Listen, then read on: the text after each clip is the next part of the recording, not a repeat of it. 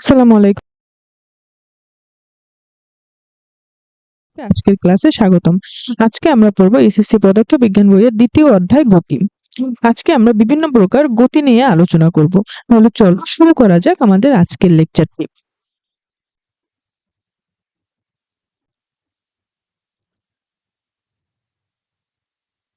দেখো, বিভিন্ন প্রকার গতি।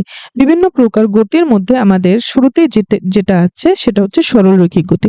সরলরৈখিক গতি সম্পর্কে তোমাদের সবারই ধারণা থাকার কথা, যে গতিগুলো সরল রেখায় হয়ে থাকে, অর্থাৎ কোনো কিছু যদি সরল রেখার উপর চলাচল করে তাহলে তার গতিটাকে আমরা সরলরৈখিক গতি বলি।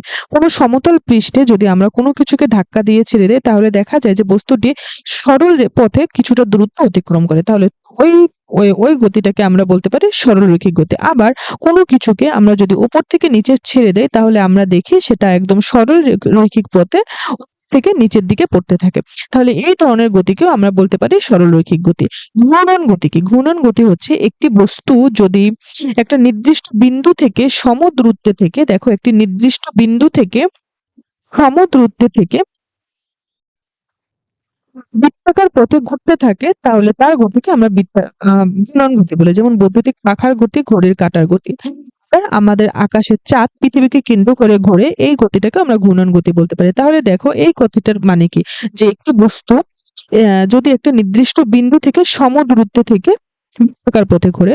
ধরো আমি বৈদ্যুতিক পাখার কথাই যদি চিন্তা করি, তাহলে বৈদ্যুতিক পাখা এইটা যদি ধরে নেই আমরা পাখার কেন্দ্র, তাহলে এখানে এখানে আমরা ৩ টা পাখা ধরি নেই এবং ৩ টা পাখার দৈর্ঘ্যই কি সমান থাকে, তাই না? এবং তারা প্রত্যেকেই এই যে মূল বিন্দু থেকে সমান, তার মানে যেহেতু তাদের প্রত্যেকের দৈর্ঘ্য সমান তাহলে তার মানে তারা মূল বিন্দু থেকে তারা সমান দূরত্বে অবস্থান করে এবং তারা আহ, সমান দূরত্বে থেকে বৃত্তাকার পথে ঘুরতে থাকে। তাহলে এই ধরনের গতিকে আমরা বলি বৈদ্যুতিক এই ধরনের গতিকে আমরা বলি ঘূর্ণন গতি। আবার ঘড়ির কাঁটার গতি। কোনো একটি ঘড়ির কেন্দ্র থেকে ঘড়ির প্রতিটি কাঁটা কোনো একটি ঘড়ির কেন্দ্র থেকে প্রতিটি কাঁটা সমান দূরত্বে অবস্থান করে এবং তারা বৃত্তাকার পথে ঘুরতে থাকে। আবার আকাশের চাঁদ পৃথিবীকে কেন্দ্র করে ঘুরতে থাকে। পৃথিবীকে কেন্দ্র করে যে চাঁদ ঘোরে, পৃথিবীকে কেন্দ্র করে চাঁদ একটি নির্দিষ্ট দূরত্বে থেকে বৃত্তাকার পথে পৃথিবীকে কেন্দ্র করে ঘুরতে থাকে। তাহলে এই গতিটাকে আমরা কি বলতে পারি? ঘূর্ণন গতি। এবার চলন গতি দেখো, আশা করি ঘূর্ণন গতি বুঝতে পেরেছো। এরপর দেখো চলন গতি। চলন গতি কোনো কিছু যদি এমন ভাবে চলতে থাকে যে প্রতিটি ওই বস্তুর প্রতিটি কণা একই সময় একই দিকে যেতে থাকে তাহলে সেই গতিকে চলন গতি বলে। দেখো, নিচে একটি চিত্র এঁকে দেওয়া আছে। এখানে দেখো, একটি হচ্ছে চলন গতি নয় আর একটা চলন গতি। কোনটি চলন গতি? দেখো, এখানে একটি প্লেন দেখানো হয়েছে। দেখো, প্লেনটি এমন ভাবে যাচ্ছে যে প্লেনটির প্রতিটি কণা, এই যে প্লেনটি প্রতিটি কণা নিয়ে গঠিত, এই প্রতিটি কণা একই দিক বরাবর যাচ্ছে। দেখো, আর অভিমুখ কিন্তু একই দিক বরাবর। প্লেনের প্রতিটি কোণার অভিমুখ একই দিক বরাবর, কিন্তু তাহলে এই গতিটাকে আমরা বলবো চলন গতি। কিন্তু দেখো, যেটি চলন গতি নয়, দেখো এই প্লেনের গতিমুখ এই দিকে, আবার ওই মানে প্লেনটি গতিমুখ চেঞ্জ করে এই দিকে, তার মানে প্লেনের প্রতিটি কোণার গতিমুখ কি চেঞ্জ হয়ে গেল, আবার পরবর্তীতে প্লেনের প্রতিটি কোণার গতিমুখ আবার চেঞ্জ হয়ে গেল, আবার চেঞ্জ হয়ে গেল, আবার চেঞ্জ হয়ে গেল, তার মানে উল্টো পাল্টা গতিমুখ। তারা প্রতিটি কোণা একই দিক বরাবর বা একই দিক অভিমুখে ঘুরছে না, তাহলে এই গতিকে চলন গতি বলা যাবে না। আহ এরপর দেখো পর্যায়বৃত্ত গতি, খুবই ইম্পর্টেন্ট। পর্যায়বৃত্ত গতি নিয়ে পরীক্ষায় প্রশ্ন আসে, সরল স্পন্দন গতি নিয়েও পরীক্ষায় প্রশ্ন আসে। তাহলে চলো শুরুতে দেখি আমরা পর্যায়বৃত্ত গতি সম্পর্কে।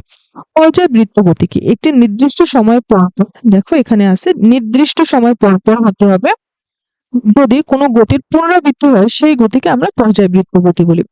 যে সময়কাল পর পর পুনরাবৃত্তি ঘটে তাকে আমরা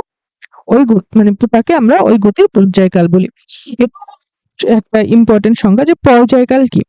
পর্যায়বৃত্ত গতিতে চলনশীল বস্তু কণা তার গতিপথের প্রতিটি বিন্দুকে এক পর্যায়কাল পরপর অতিক্রম করে। এখানে এক পর্যায়কাল পরপর অতিক্রম করে, এটা মনে রাখতে হবে। পর্যায়বৃত্ত গতির প্রতিটি উদাহরণ ইম্পর্টেন্ট, এগুলো বিগত বছরগুলোতে এসেছে। হৃৎপিণ্ডের স্পন্দন, ফ্যানের পাখা, সূর্যকে ঘিরে হেলির ধূমকেতুর কক্ষপথ, স্প্রিং এ দুলিয়ে দেওয়া বস্তুর গতি, এগুলো হচ্ছে পর্যায়বৃত্ত গতি। চলো আমরা পর্যায়বৃত্ত গতি সম্পর্কে একটু জানি। দেখো, পর্যায়বৃত্ত গতি হচ্ছে নির্দিষ্ট সময় পর পর পুনরাবৃত্তি হতে হবে, এবং যে সময় পর পর পুনরাবৃত্তি হয় বা সেই সময়কে আমরা বলি কি, একটি বিন্দু থেকে, দেখো পর্যাবৃত্ত গতিতে চলনশীল বস্তুকণা তার গতিপথে প্রতিটি বিন্দুকে এক পর্যায়কাল পর পর একই বেগে অতিক্রম করে। আসলে এই কথাগুলোর মানে আমরা জানি। যেমন আমি যদি ধরে নেই ফ্যানের পাখা, বা আমি ফ্যানের পাখা ধরে নেই, এই উদাহরণটা দিয়ে আমি বুঝাই। আচ্ছা, দেখো, ফ্যানের এই পাখাটাকে যদি আমরা নিয়ে বিবেচনা করি, তাহলে এই ফ্যানের এই পাখাটা প্রতিনিয়ত নির্দিষ্ট সময় পর পর ধরে এই এই এই এখান থেকে নির্দিষ্ট সময় পর পর এই দিক থেকে অতিক্রম করবে, এই এই বিন্দুটাকে এই দিক থেকে অতিক্রম করবে। এই বিন্দুটাকে আমরা ধরে নিলাম যে এই পাখাটা এই বিন্দুটাকে কিভাবে অতিক্রম করবে, নির্দিষ্ট সময় পর পর এই দিক থেকে এই বিন্দুটাকে বারবার অতিক্রম করে যাবে, তাই না? এই যে নির্দিষ্ট সময় পর পর ফ্যানের পাখাটা একটি নির্দিষ্ট দিক থেকে এই বিন্দুটাকে অতিক্রম করছে, এই রকমের গতিকে আমরা বলি পর্যায়বৃত্ত গতি, এবং যে নির্দিষ্ট সময় পর পর একই বেগে অতিক্রম করছে ওই সময়টাকে আমরা বলি এক পর্যায়কাল, অর্থাৎ এক পর্যায়কাল পর পর এই বিন্দুটাকে অতিক্রম করছে। দেখো, একটি কণা তার গতিপথের প্রতিটি বিন্দুকে পর্যায়কাল পর পর একই বেগে অতিক্রম করে। আশা করি তোমরা পর্যায়বৃত্ত গতি সম্পর্কে বুঝতে পেরেছো। এবার আমরা পড়বো সরল স্পন্দন গতি। দেখো, সরল স্পন্দন গতি এক ধরনের পর্যায়বৃত্ত গতি, এটা একটি ইম্পর্টেন্ট প্রশ্ন। সরল স্পন্দন গতি কি? একটি নির্দিষ্ট বিন্দুর দুই পাশে বস্তুটি স্পন্দিত হয়। দেখো, আমি যদি ধরে নেই একটি সিম্পল পেন্ডুলাম, তোমরা ঘড়িতে দেখবে যে কিছু কিছু ঘড়িতে এরকম নিচে পেন্ডুলাম থাকে। দেখো কি বলা আছে যে স্পন্দন গতির বেলায় একটি নির্দিষ্ট বিন্দুর দুই পাশে বস্তু স্পন্দিত হয়। দেখো, পেন্ডুলামটি এদিক এদিক দুলতে থাকে, অর্থাৎ একটি নির্দিষ্ট বিন্দু যদি আমরা ধরে নিই, এই বিন্দুটা এখানে, এই মধ্য বিন্দুটা ধরে নিই, যদি এখানে একটি নির্দিষ্ট বিন্দু কল্পনা করি, তাহলে এই বিন্দুটার দুই পাশে এই পেন্ডুলামটা দুলতে থাকে। এই নির্দিষ্ট বিন্দুটাকে আমরা বলি সাম্য বিন্দু। ঠিক আছে, সাম্য বিন্দু। গতিপথের উভয় পাশের শেষ প্রান্তে বস্তুটির দ্রুতি থাকে শূন্য, অর্থাৎ গতিপথ যখন সাম্য বিন্দুতে বস্তুটির বেগ থাকে বা দ্রুতি থাকে সর্বোচ্চ, বেগ সর্বোচ্চ, এবং প্রতিটি প্রান্তে এখানে বেগ v থাকে সর্বনিম্ন, বা আমি ধরে নিলাম একদম এই প্রান্তে বেগ থাকে শূন্য। বেগ শূন্য থাকে বলি এই এই পেন্ডুলামটা যখন এখান থেকে যাত্রা শুরু করে এখানে আসার পর যখন তার বেগ শূন্য হয়ে যায়, তখন ও আর এই দিক বরাবর দূরত্ব অতিক্রম করতে পারে না, ও আবার তার সাম্য বিন্দু অভিমুখী হয়। আবার এখানে এই সাম্য বিন্দুতে বেগ হয় সর্বোচ্চ, এবং ওই সর্বোচ্চ বেগে আবার যখন ও এই দিক বরাবর যেতে থাকে, ওর বেগ আস্তে আস্তে কমতে কমতে একটা সময় বেগ হয় 0 একদম প্রান্তে, এরপরে আর ও এই দিক বরাবর যেতে পারে না, ও আবার ওর সাম্য বিন্দুর অভিমুখী হয়, আবার সাম্য বিন্দুতে এসে বেগ হয় সর্বোচ্চ, v max। আশা করি তোমরা বুঝতে পেরেছো। দেখো, এখানে ওই কথাগুলোই লেখা আছে।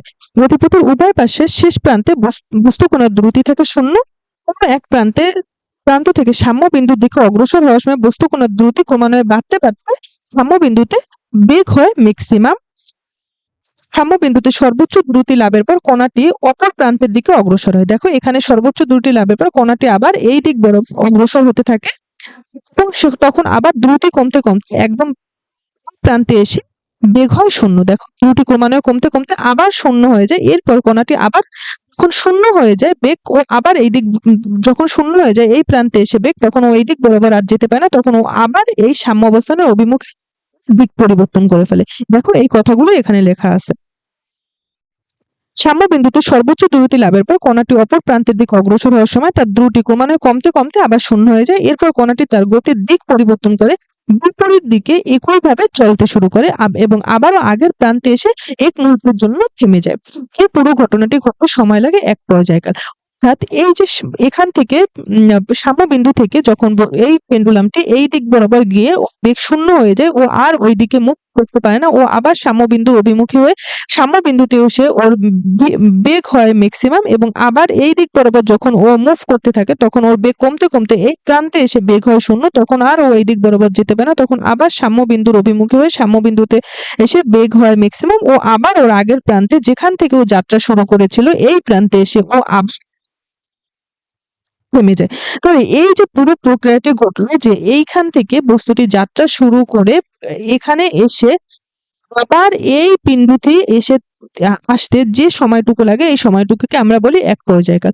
অর্থাৎ আমরা যদি এইখানে একটি পেন্ডুলাম ধরে নিলাম, ও এইখান থেকে যাত্রা শুরু করে এখানে এসে আবার এই বিন্দুতে এসে আহ বেগ হয় শূন্য, আবার ও বেগ শূন্য হওয়ার পর ও আবার সাম্যবিন্দুর অভিমুখী হয়ে এখানে হয় বেগ ম্যাক্স, ও আবার এই বিন্দুতে এসে থামলো। অর্থাৎ ও যে বিন্দু থেকে যাত্রা শুরু করলো ওই বিন্দুতে আবার এসে পৌঁছাতে ওর লাগলো এক পর্যায়কাল। অর্থাৎ আমি ধরে নিলাম এক পর্যায়কাল মানে হচ্ছে, এখানে পর্যায়কাল আমি ধরে নিলাম 2 সেকেন্ড, ঠিক আছে?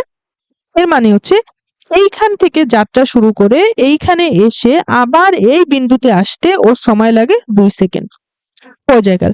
তাহলে অর্ধ পর্যায়কাল কি হবে বলো তো? অর্ধ পর্যায়কাল হবে এই যে এই বিন্দু থেকে যাত্রা শুরু করে, অর্ধ পর্যায়কাল হবে এই বিন্দু থেকে যাত্রা শুরু করে এইখানে আসতে যতটুকু সময় লাগে সেটাকে আমরা বলবো অর্ধ পর্যায়কাল, সেটা হবে 1 সেকেন্ড। ঠিক আছে? আশা করি তোমরা পর্যায়কাল এবং অর্ধ পর্যায়কাল সম্পর্কে বুঝতে পেরেছো। এই যে গতি, যে এই আদলটা যে পুনরাবৃত্ত হয় এটাকে আমরা বলি সরল স্পন্দন গতি। অর্থাৎ প্রতিনিয়ত এখান থেকে এভাবে করে এই পেন্ডুলামটা দুলতে থাকে, এই গতির এই আদলটাকে আমরা বলি সরল স্পন্দন গতি। তারপর সরল স্পন্দন গতির যে উদাহরণগুলো আছে এগুলো ইম্পর্টেন্ট এবং বিগত বছরগুলোতে এসেছে। দেখো, স্প্রিং থেকে দুলিয়ে দেওয়া একটি বস্তুর গতি হচ্ছে স্পন্দন গতি। দোলনায় দুলতে থাকা বা ঘড়ির পেন্ডুলামের গতিও কি সরল স্পন্দন গতির উদাহরণ। আশা করি তোমরা সরল স্পন্দন গতি এবং পর্যাবৃত্ত গতি সম্পর্কে বুঝতে পেরেছো। এই দুইটি গতি ইম্পর্টেন্ট। এখন দেখো, এখানে পর্যায়বৃত্ত গতি, স্পন্দন গতি এবং সরল স্পন্দন গতির মধ্যে একটি পার্থক্য দেয়া আছে। দেখো, পর্যায়বৃত্ত গতি কি? একটি নির্দিষ্ট সময় পরপর যদি গতির পুনরাবৃত্ত হয় তবে তাকে পর্যায়বৃত্ত গতি বলা হয়। পর্যায়বৃত্ত গতি উদাহরণ আমরা পড়েছি। দেখো, পর্যায়বৃত্ত গতির উদাহরণ হচ্ছে ফ্যানের পাখা, এরপর স্প্রিং এ দুলতে থাকা কোন বস্তুর গতি। এগুলো হচ্ছে পর্যায়বৃত্ত গতির উদাহরণ, যেগুলো নির্দিষ্ট সময় পর পর গতির পুনরাবৃত্তি। আবার স্পন্দন গতি সম্পর্কে আমরা জেনেছি যে স্পন্দন গতি হচ্ছে এক ধরনের পর্যায়বৃত্ত গতি সম্পন্ন বা পর্যায়বৃত্ত গতির একটি অনুরূপ। দেখো, পর্যায়বৃত্ত গতি সম্পন্ন কোনো বস্তুর গতি যদি এমন হয় যে এটি পর্যায়কালের অর্ধেক সময় কোনো নির্দিষ্ট দিকে এবং বাকি অর্ধেক সময় তার গতির বিপরীত দিকে চলে, তাহলে আমরা স্পন্দন গতি বলি। যেমন আমি এই যে একটা পেন্ডুলাম দিয়েছিলাম, যে পেন্ডুলামটা পর্যায়কালের অর্ধেক সময় একটি নির্দিষ্ট দিকে, অর্থাৎ এই যে এইখান থেকে যাত্রা শুরু করে ও এইখানে আসলো পর্যায়কালে অর্ধেক সময় ও এই দিক বরাবর চললো, এবং তার বাকি অর্ধেক পর্যায়কাল বা অর্ধ পর্যায়কালে ও এই গতির এই দিক বরাবর চললো। এইভাবে করে কিন্তু গতিটা পুনরাবৃত্তি হয়। অর্থাৎ এখান থেকে যাত্রা শুরু করে এখানে আসে, আবার এইখানে ফেরত যায়। তাহলে এই যে এই কথাটা যে পর্যায়কালের অর্ধেক সময় এইখান থেকে যাত্রা শুরু করে এইখানে এসে আবার এই বিন্দুতে ফেরত আসতে যে সময় লাগে সেটাকে আমরা কি বলি? পর্যায়কাল। তাহলে পর্যায়কালের অর্ধেক সময় ও এই দিকে থাকে, আবার পর্যায়কালের বাকি অর্ধেক সময় কি করে ও এই দিক বরাবর যায় না। তাহলে এই ধরনের গতিকে আমরা বলি স্পন্দন গতি। সরল স্পন্দন গতি সম্পন্ন কোনো বস্তুর গতি যদি এমন হয় যে ত্বরণ সাম্যাবস্থান থেকে দূরত্ব সমানুপাতিক, ত্বরণ হচ্ছে দূরত্বের সমানুপাতিক, অর্থাৎ ত্বরণ হচ্ছে দূরত্বের সমানুপাতিক। এর মানে হচ্ছে দূরত্বের সাথে ত্বরণ বৃদ্ধি পাবে এবং বস্তুটি সর্বদা সাম্য অভিমুখী। এর মানে হচ্ছে, দেখো আমি এই যে একটি পেন্ডুলাম আঁকলাম, পেন্ডুলামে গতিটা কিভাবে হচ্ছে দেখো তো। পেন্ডুলামটা এই যে এখানে গেল, এখান থেকে ও আবার কি এই দিক বরাবর আসতে থাকবে, অর্থাৎ ও আবার এখান থেকে সাম্য অবস্থান অভিমুখী হচ্ছে। আবার সাম্য অবস্থানে এসে যখন ওর বেগ হবে ম্যাক্স, ও আবার ওর এই দিক বরাবর যখন যাবে তখন বেগ কমতে কমতে ওর বেগ এখানে হয়ে যাবে এসে জিরো। যখন জিরো হয়ে যাবে তখন ও আর এদিক বরাবর যেতে পারবে না, তখন ও আবার এই দিকে মুভ করবে। তাহলে এই দিকে কি আছে, সাম্য বিন্দু আছে, তার মানে এই যে বস্তুটা সর্বদাই যে সাম্য অবস্থান অভিমুখী, এই যে এই দিক থেকে ও সাম্য অবস্থানের দিকে আসে, আবার ওই দিকে গিয়ে ও আবার সাম্য অবস্থানের দিকে আসতে থাকে। তার মানে কি, একবার কি এই দিক বরাবর যায়, আবার একবার এই দিক বরাবর যায়, মাঝখানে কি সাম্য বিন্দু, তার মানে সর্বদাই কি সাম্য অবস্থান অভিমুখী হয়। তাহলে এই গতিকে আমরা, এরকম গতিকে আমরা বলি সরল স্পন্দন গতি। দেখো এখানে এই প্রতিটি উদাহরণই ইম্পর্টেন্ট, পর্যাবৃত্ত গতির উদাহরণ এবং স্পন্দন গতির উদাহরণ, সরল স্পন্দন গতির উদাহরণ, এই জিনিসগুলো হবে। ওই জিনিসগুলো থেকে বিগত বছরগুলোতে প্রশ্ন এসেছে। আশা করি তোমরা আজকে প্রতিটি গতি সম্পর্কে ভালোভাবে বুঝতে পেরেছো। তাহলে আজকে এই পর্যন্তই রাখছি, দেখা হচ্ছে নতুন কোনো ভিডিওতে নতুন কোনো টপিক নিয়ে। আর হ্যাঁ, তোমাদের জন্য একটি ছোট্ট রিমাইন্ডার, তোমাদের সকলের সুবিধার্থে এই চ্যাপ্টারের প্রতিটি ভিডিও প্লেলিস্ট আকারে আমাদের ইউটিউব চ্যানেলে আপলোড করা থাকবে, যাতে কোনো ক্লাস মিস হয়ে গেলে তোমরা ওই ক্লাসটি খুব সহজেই দেখে নিতে পারো। সবাই ভালো থাকবে, সুস্থ থাকবে, আল্লাহ হাফেজ।